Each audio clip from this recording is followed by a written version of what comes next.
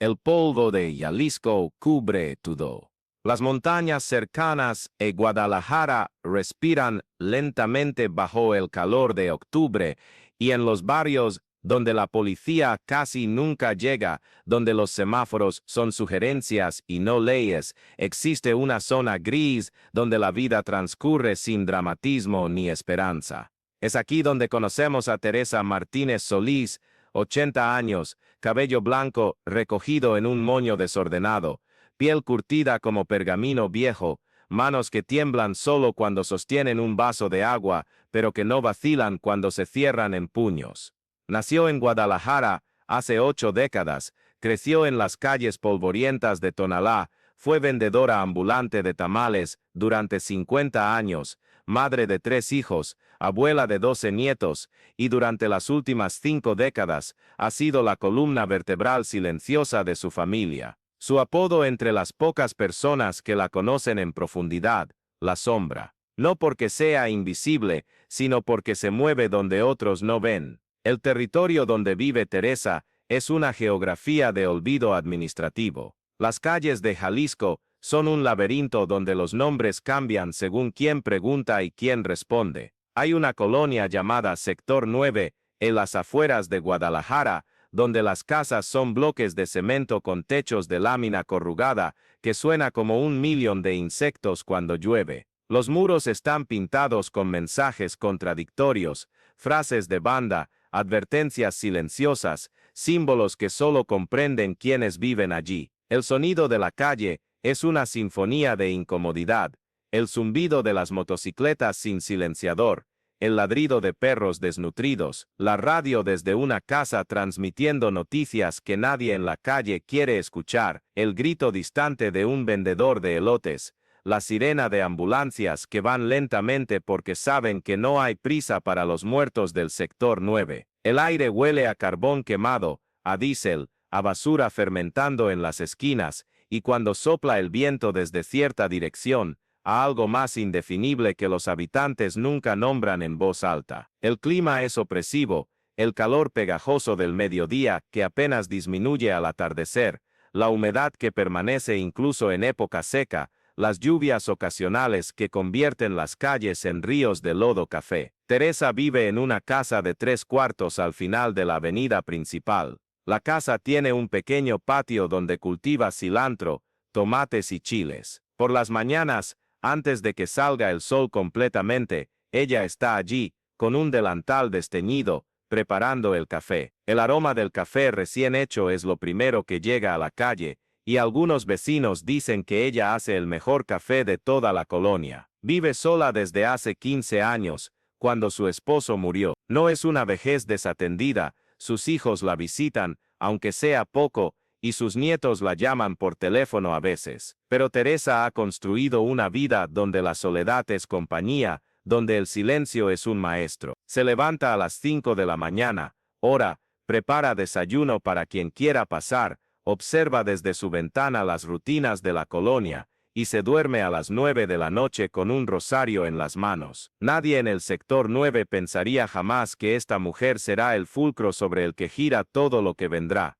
El incidente ocurrió en un martes sin características particulares, era un día como cientos de otros en Jalisco, donde la injusticia es tan común que solo es notable cuando desaparece. El sobrino de Teresa, Miguel Ángel, un muchacho de 19 años, fue encontrado en un terreno baldío con una bala en el pecho. No fue un acto de violencia explícita que generara titulares, fue clasificado como resistencia a la autoridad en los reportes oficiales, aunque todos saben que la autoridad en esos territorios no existe o es parte del problema. Los policías que llegaron al lugar vinieron horas después, sin urgencia, tomaron notas que nunca serían leídas y cerraron el caso en menos de una semana. No había testigos, decían. El joven había estado en lugares peligrosos, comentaban algunos. Quizás debería haber cuidado sus amistades, sugerían otros. La madre de Miguel Ángel, hermana menor de Teresa, lloró durante 3 meses sin parar,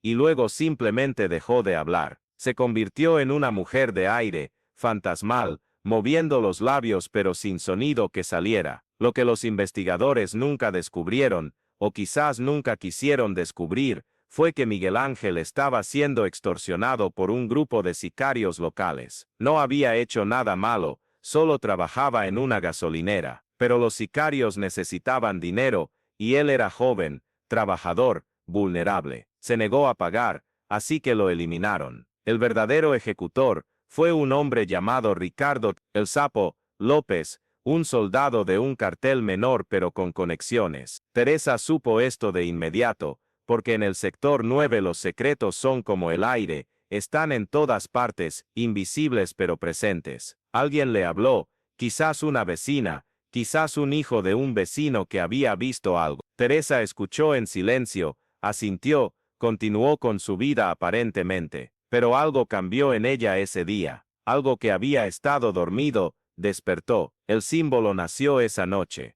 Teresa escribió en un cuaderno viejo, el mismo donde guardaba recetas de cocina, un nombre Ricardo López. Debajo, escribió, 8 de octubre, 2019, razón, la vida de Miguel Ángel. No fue un acto de dramatismo, sino de documentación, como si escribirlo lo hiciera real, lo hiciera posible de ser confrontado. Luego, sostuvo el cuaderno contra su pecho durante una hora entera. Cuando lo bajó, tenía los ojos secos pero firmes. Su determinación fue silenciosa, como todo en ella. No lo mencionó a sus hijos, no buscó venganza en el sentido tradicional. Buscaba algo más antiguo, más profundo: justicia. Y si la justicia legítima se había rehusado, tendría que venir de otro lugar. Lo que siguió en los próximos meses fue una transformación gradual pero inexorable. Teresa comenzó a moverse de manera diferente. Sus salidas al mercado eran sistemáticas. Sus visitas a diferentes partes de la ciudad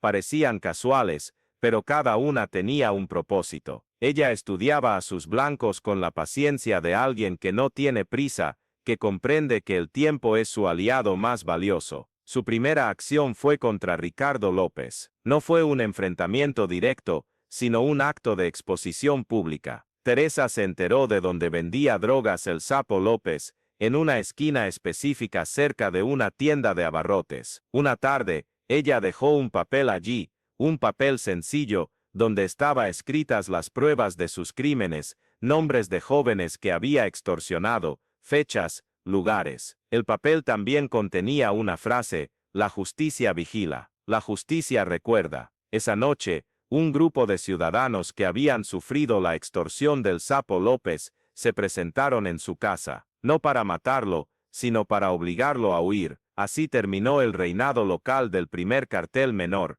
pero Teresa no se detuvo. Su cuaderno ahora tenía más nombres. Cada uno representaba una injusticia: Julio Martínez, quien había desaparecido a 3 comerciantes; Fernando Coyote García, quien traficaba con personas desaparecidas; Rogelio Sánchez, quien protegía a los sicarios a cambio de sobornos desde la policía. El patrón era siempre el mismo. Teresa recopilaba información, documentaba crímenes, identificaba patrones de corrupción que la policía oficial nunca tocaría. Luego, de manera casi quirúrgica, exponía públicamente a sus objetivos: un papel dejado en un autobús, una fotografía pegada en una pared, un mensaje escrito con pintura roja en la calle donde operaban. Cada acción era un acto de denuncia, no de violencia. La comunidad comenzó a notar. Al principio fue un rumor, algo que se susurraba en las esquinas, una leyenda que nadie creía del todo. Una abuela que dejaba mensajes, una mujer de 80 años que parecía estar siguiendo a los criminales. Algunos bromeaban al respecto, otros sentían una mezcla de miedo y admiración. Era posible que una anciana estuviera haciendo lo que la policía se rehusaba a hacer. Los vendedores en el mercado hablaban de esto mientras vendían verduras. Los conductores de autobús comentaban mientras recibían pasajeros. Los niños que jugaban en las calles repetían fragmentos de la historia sin comprenderla completamente. Una madre dijo: si una abuela se atreve a buscar justicia, quizás todavía quede esperanza. Un sacerdote mencionó el caso de forma velada en misa, haciendo preguntas sobre vigilancia moral y responsabilidad ciudadana. Los periodistas locales comenzaron a investigar, aunque con cautela, porque escribir sobre esto era peligroso. Pausa y piensa, cuando la justicia se detiene en la puerta, ¿quién se atreve a cruzarla? En los siguientes meses, Teresa confrontó a 6 más de sus objetivos iniciales, mediante exposición pública. Con cada acción, su metodología se refinaba. Con Rodrigo Espinosa, un traficante que operaba desde un bar clandestino, Teresa documentó fotografías de personas que desaparecían tras entrar a su establecimiento. Entregó esas fotos a las madres de los desaparecidos, quienes a su vez acudieron a medios. Cuando los periodistas finalmente investigaron, encontraron evidencia suficiente para una orden de búsqueda. El bar fue cerrado, aunque Espinosa escapó a otra ciudad. Con Manuel Cortés, un comandante de policía que permitía que los carteles operaran libremente, Teresa compiló registros de sobornos, de jóvenes torturados en comisarías, de familias que habían pagado para que sus hijos fueran liberados. Una vez más, la exposición pública generó presión suficiente para que fuera removido de su posición. Sus cómplices fueron investigados, y aunque la corrupción nunca se elimina completamente, al menos fue interrumpida. Luego estaba Alfredo Morales, quien dirigía un ring de trata de personas desde una residencia en las afueras de Guadalajara. Teresa pasó 3 meses recopilando información, habló con mujeres que habían logrado escapar, documentó historias de abuso, identificó patrones de movimiento de víctimas. Cuando tuvo suficiente evidencia, la compartió con organizaciones de derechos humanos que operaban en la ciudad.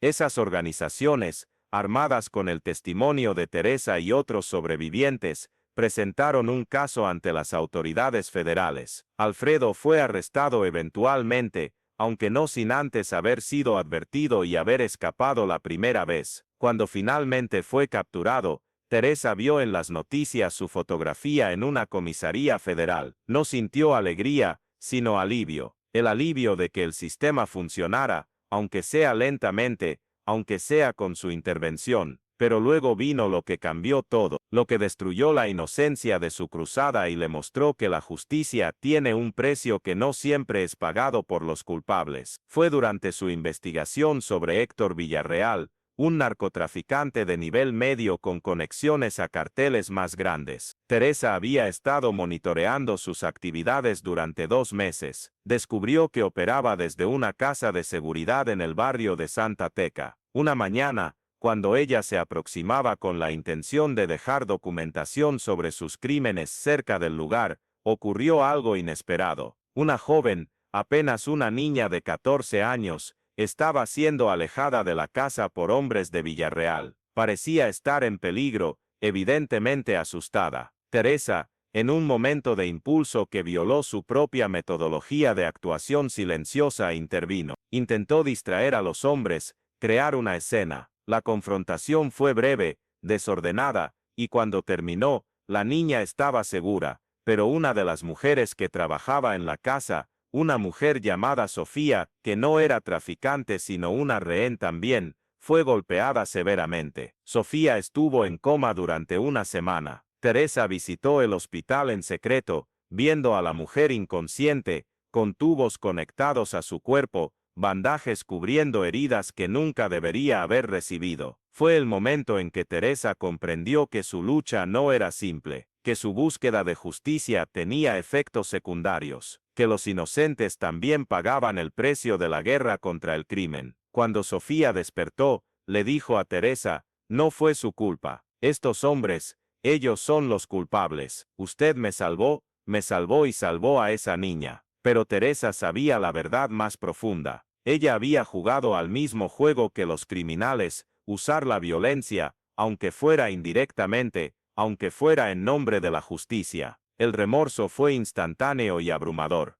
Se pausa y piensa, ¿a qué precio viene la verdadera justicia? ¿Quién paga cuando luchamos contra la oscuridad? Después de eso, Teresa cambió su código. Documentó un nuevo principio en su cuaderno: nunca más ferir inocentes. La justicia que daña a quienes no la merecen es solo venganza disfrazada. Sus siguientes investigaciones fueron más cautelosas, más metodológicas. Se movía más lentamente, verificaba hechos múltiples veces, aseguraba que ningún ciudadano común estuviera en peligro antes de exponer a sus objetivos. El proceso se volvió más lento, pero infinitamente más puro. Sus siguientes blancos fueron cuidadosamente seleccionados. Javier Ochoa, un juez que rutinariamente liberaba a criminales a cambio de sobornos. Su patrón era documentable. Delincuentes que deberían recibir años de condena recibían libertad provisional. Familias victimizadas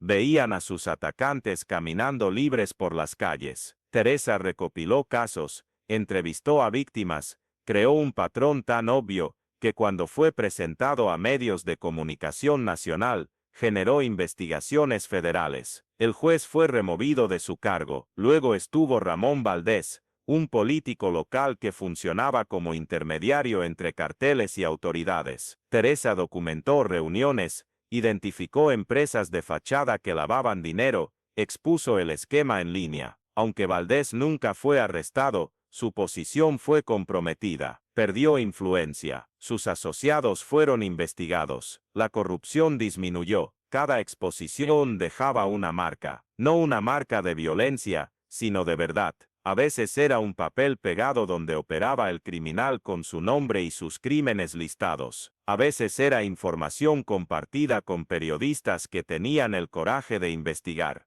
A veces era simplemente dejar un cuaderno en una comisaría con documentación de crímenes ignorados. El símbolo de Teresa se volvió casi icónico. La frase "la verdad nunca olvida" escrita en varios lugares. Los murales de la ciudad comenzaron a incluir esta frase. Los grafiteros locales, algunos de ellos apenas adolescentes, la propagaban. Era un recordatorio de que alguien estaba viendo, alguien estaba documentando, alguien estaba cuidando. La comunidad respondió de maneras sorprendentes. Los ancianos del barrio comenzaron a congregarse en la plaza de la iglesia, a hablar sobre esto. Las madres de desaparecidos encontraban consuelo en la idea de que alguien recordaba a sus hijos, de que los crímenes contra ellos no eran simplemente aceptados. Los comerciantes comenzaron a no pagar extorsión, reenergizados por la idea de que el crimen podía ser confrontado. Los periodistas, especialmente los más jóvenes, sintieron inspiración para investigar casos que habían sido enterrados. Un sacerdote mencionó en misa: "Hay una fuerza entre nosotros que no es de violencia, pero que es fieramente justa". Se convirtió en una leyenda que nutría esperanza, que susurraba posibilidades de cambio en territorios donde el cambio parecía imposible. Sin embargo, si estás disfrutando de esta historia, te invitamos a suscribirte al canal para continuar recibiendo relatos como este. Cada semana compartimos historias de justicia, resistencia y dignidad humana. Historias que merecen ser contadas, que merecen ser recordadas. Porque la verdad, como descubrió Teresa, nunca olvida. Se pausa y piensa: ¿qué significa resistencia cuando el sistema ha fracasado? ¿Quién vigila a los vigilantes? Pero todo llega a un clímax. Los carteles se dieron cuenta de que algo estaba sucediendo. Sus operaciones estaban siendo interrumpidas. Sus hombres estaban siendo identificados, expuestos, retirados. No sabían exactamente quién era responsable, pero lo descubrieron. Una serie de conversaciones entre criminales de nivel medio reveló la verdad: una anciana, una vieja que dejaba papeles, una mujer que parecía estar en todos lados y en ninguno. Entonces, el verdadero responsable fue identificado. No era solo un criminal de calle, sino alguien más arriba en la cadena. Era Andrés Moreno, un magnate de negocios legales que también controlaba varias operaciones ilegales. Moreno había estado en la sombra durante años, financiando operaciones de tráfico, lavando dinero a través de empresas inmobiliarias, pagando sobornos a políticos federales. Su red era vasta, profesional y extremadamente bien protegida. Cuando supo que una anciana estaba exponiendo su imperio, lo consideró inicialmente como una broma, luego como una amenaza, luego como una obsesión que necesitaba ser eliminada. Moreno envió hombres a la casa de Teresa. Fue un martes por la mañana. Teresa estaba en su patio, regando sus plantas de cilantro. Cuando vio los vehículos llegar, simplemente continuó regando. Cuando los hombres entraron a su propiedad, Ella dejó la manguera, se limpió las manos en su delantal, y los miró directamente a los ojos. Sé por qué han venido, dijo calmadamente. He documentado todo. Si algo me ocurre, toda la información será entregada a medios nacionales e internacionales. Si vivo, continuaré exactamente lo que estaba haciendo. La amenaza fue dicha sin drama, sin miedo perceptible, solo verdad. Los hombres se fueron confundidos. Reportaron a Moreno lo que había sucedido. Moreno, fuera de carácter, sintió algo que no había sentido en años: miedo. El miedo de que sus crímenes,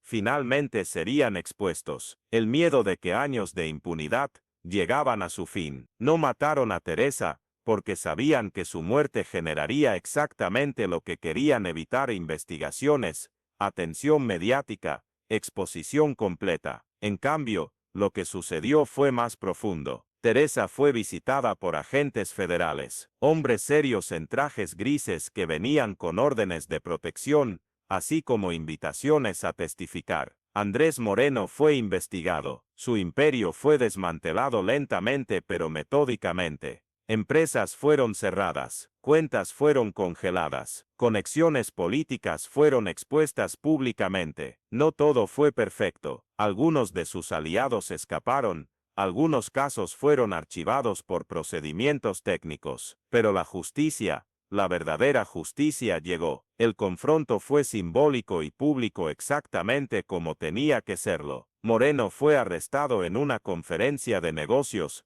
frente a cámaras, frente a testigos, su poder evaporándose instantáneamente en la luz pública. Los medios informaban que un magnate había sido capturado tras una larga investigación. Lo que los medios no sabían completamente era que la investigación había comenzado con una anciana y un cuaderno, con documentación paciente, con verdad callada pero implacable. Teresa fue ofrecida protección, fue ofrecida relocalización, fue ofrecida ayuda financiera. Ella rechazó casi todo. Solo pidió que los jóvenes de su barrio fueran conectados con programas educativos, que el dinero confiscado a los criminales se destinara a las familias de víctimas, que nunca hubiera represalia contra los periodistas que habían arriesgado sus carreras. Sus demandas no eran para ella, sino para su comunidad. Luego, aproximadamente un año después del arresto de Moreno, Teresa hizo lo que nadie esperaba: desapareció. No fue violentamente, sino suavemente, como había vivido. Sus hijos dijeron que había decidido pasar los años que le restaban con una hermana en el norte del país. Sus vecinos dijeron que la vieron partir en un autobús un domingo por la mañana, con una maleta pequeña y la misma ropa que siempre usaba. Los reporteros que habían seguido su historia intentaron localizarla, pero fue inútil. Teresa se había convuelto en lo que siempre fue: una sombra. Pero su trabajo permanece. Los murales en el sector 9 aún llevan la inscripción: la verdad nunca olvida. Los archivos del caso sobre Moreno siguen siendo estudiados en academias de policía como un ejemplo de investigación ciudadana y evidencia documental. Las mujeres del barrio hablan de ella como un símbolo, como una prueba de que la resistencia es posible incluso cuando todo parece perdido. Los niños que crecen en Jalisco escuchan historias sobre una abuela que cambió su territorio no con violencia, sino con documentación, paciencia y una fe inquebrantable en la verdad. Fez pausa y piensa: ¿qué legado dejamos cuando luchamos correctamente? ¿Cómo inspira la justicia verdadera a quienes vienen después? Hoy, 5 años después, Andrés Moreno permanece en prisión. Su imperio fue redistribuido, sus cómplices fueron investigados, su influencia fue eliminada. No fue una victoria absoluta, pero fue una victoria. En un territorio donde la injusticia parecía ser la única ley, la verdad prevaleció. Y todo comenzó con una anciana que se rehusó a aceptar que la muerte de su sobrino fuera clasificada como una fatalidad. Se rehusó a permanecer en silencio. Teresa Martínez Solís sigue viva en algún lugar, quizás. Tiene ahora 85 años y así es. Sus manos que temblaban solo al sostener un vaso de agua ahora quizás están más tranquilas. Su mente que observaba cada injusticia ahora quizás descansa. Pero su legado no descansa. Es un recordatorio de que la justicia no siempre viene de uniformes ni de insignias. A veces viene de alguien que está dispuesto a documentar la verdad. A veces viene de alguien que comprende que el silencio es cómplice. A veces viene de una abuela con un cuaderno, escribiendo nombres de criminales en una casa de 3 cuartos en el sector 9 de Jalisco. La comunidad del sector 9 se transformó lentamente, no en un paraíso, porque la realidad nunca es tan simple, pero en un lugar donde la esperanza fue restablecida, donde los jóvenes aprendieron que se puede confrontar la injusticia sin convertirse en criminales, donde las madres pudieron respirar un poco más fácilmente, donde los ancianos pudieron sentarse en la plaza y hablar de cambio sin ser considerados locos. Lo que Teresa hizo fue recordar a su comunidad que la verdad tiene poder, no la verdad dicha a gritos, sino la verdad documentada con paciencia, no la verdad violenta, sino la verdad que simplemente existe, que insiste en ser reconocida. Escribió nombres en un cuaderno, dejó papeles en calles, compartió información con periodistas, y eso fue suficiente. Eso cambió todo. Cuando la justicia oficial se detiene, cuando los policías miran hacia otro lado, cuando los juzgados se corrompen, la responsabilidad no desaparece, solo se transfiere, a veces a personas inesperadas, a veces a una anciana con un rosario y un cuaderno, a veces a todos nosotros que tenemos el poder de documentar la verdad y rehusarnos a olvidar. La historia de Teresa es un susurro en Jalisco, una leyenda en el sector 9, un recordatorio de que la resistencia es posible. No es una historia de violencia justificada. Es una historia de justicia buscada a través de verdad, documentación y fe inquebrantable en que el sistema, aunque lentamente, responde cuando es confrontado con evidencia innegable. La verdad nunca olvida, y tampoco lo hacemos quienes recordamos a Teresa. Si esta historia te hizo pensar, suscríbete, aún quedan verdades que contar.